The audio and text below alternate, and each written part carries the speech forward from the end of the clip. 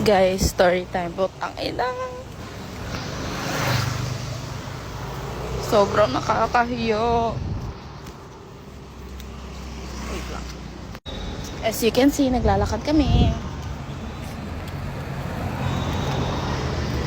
Story ko mamaya. Putang ina, nakakahiya.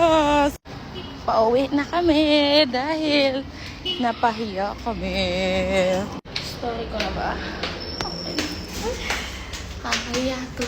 Promise, nakakahiya. Nahiya ako sa sarili ko. Grabe. So yun guys, nandito na kami sa bahay. Fuck. Nakakahiya. Hinihingal ako. My God, this is the most embarrassing moment of my life. Alam niyo ba, doon kami galing sa school ni Rexy. Pagkatapos din, wala pala ang school ngayon. Oo nga pala kasi linggo.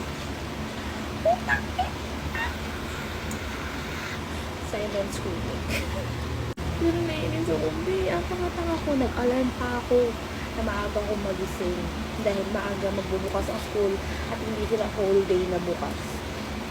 Good fuck. Nakipag-away pa ako dun sa lalaki kasi ini-insist niya na walang school ngayon. Sabi ko meron hanggang 1 to 2 sila open. Eh, hindi pa kami kay tagal-tagal dun. Sobrang init pa. Tapos, oo nga naman. Wala ko naman palang school ngayon kasi linggo. Ang tanga. Ang tanga lang. Kinsay pa ko nga niya ito skilahan nga linggo. Naulawan ang puta. Nakikipag-away pa ko sa lalaki dito, Mar. Niyan ako nga, open lagi sila kuya, 1 to 2.